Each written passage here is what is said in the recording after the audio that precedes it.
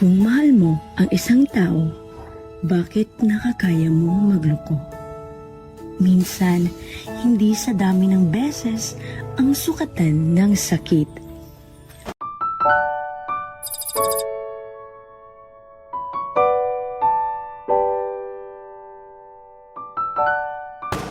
Di na kunin mo. Toxic na kaayo atong relationship. Kadali pod nimo mo give up. Wala ako no give up. Nag-cheat ra ka. Ang tagal-tagal na nun. It was just one mistake.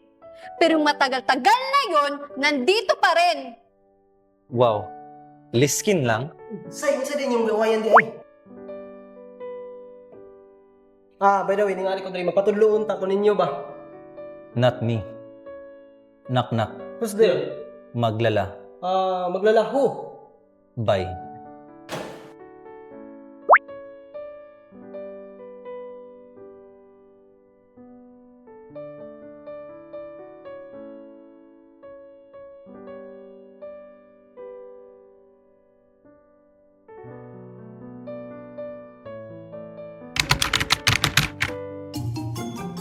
Serious note ba?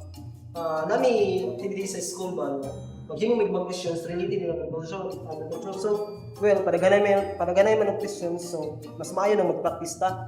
Sige, simple na. Ready na ba ka? Deal or no deal? Kaayo, ging! Sige nga. What is the world's widely eaten staple food? Oh, that's basic. It's rice, am I right?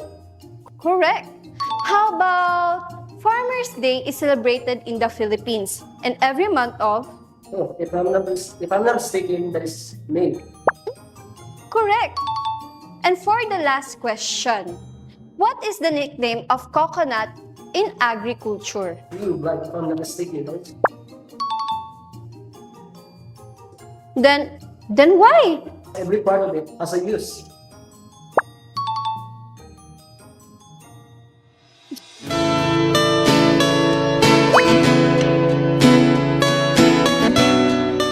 Pero kani ba? Nakoy nak nimo. Unsa man? Nak na Who's there? mango, Mango who? mango, yabon pa ko nimo. Kapag magulo ng mundo, ikaw ang payapang hinahanap-hanap ko.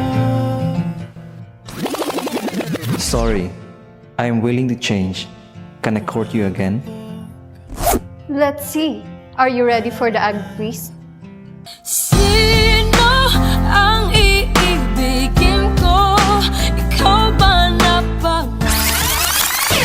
Okay, para walay away, iagi nato nig agri quiz. Unsa nga putas ang adunay na ay scientific name na citrus sinensis? Sino kaya ang mananalo sa Agri-Quiz at sa puso ni Mikaela?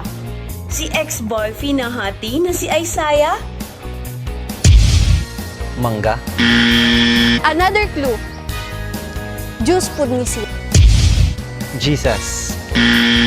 Or si smarty na funny na si Marco? Kabalon ako. Lah, nakapanutaryo na ba di ay? Uy, ayaw pag fake news ha. PTI page ba ani? Abangan ang susunod na farm kwento ni Ate Girl the Farm Girl. Kung gusto mo